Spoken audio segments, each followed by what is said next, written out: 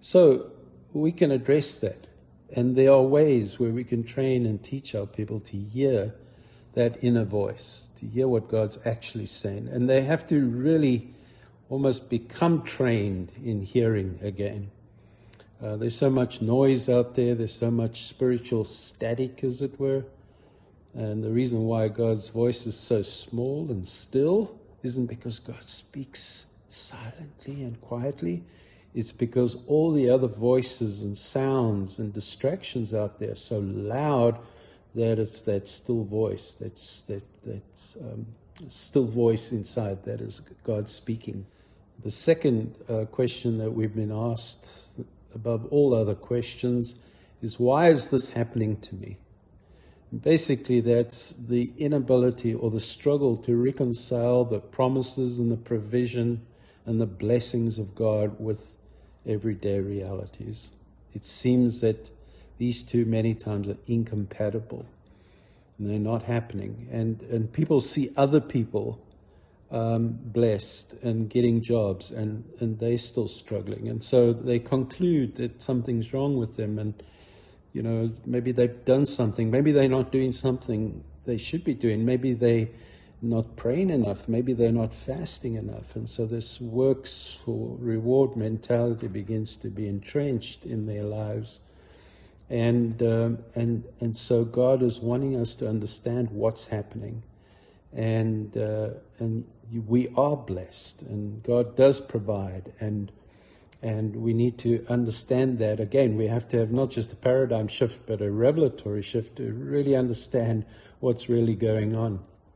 And so I think that's important that we restore that deficiency in people's lives.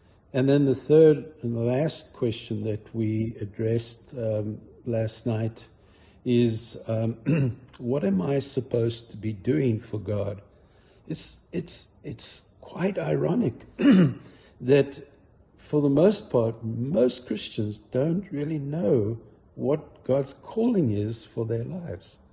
Apart from going to church and giving and tithing and being part of a fellowship, they really don't know what their calling is.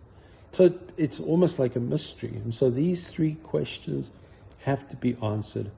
And in the next Zoom meeting, hopefully we can begin to address some of these things and discuss some of these things. And I'm sure there's some of you out there that have got some experience and can actually have input into this. And let's begin to develop some plans of action and some proactive things that we're not going to be caught off guard again, and that we really become the church. See, this world needs the church. Romans chapter 8 says, the whole of creation is groaning in anticipation of the revelation of the sons of God, the church to be revealed.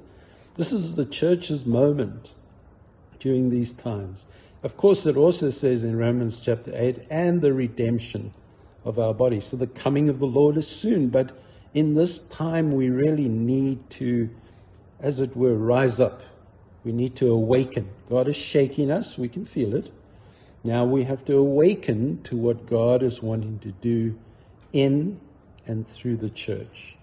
It's an exciting time. And so I look forward to our Zoom meetings in the future. And we'll iron out all the tech problems. And hopefully we can get you guys in Africa to be connected.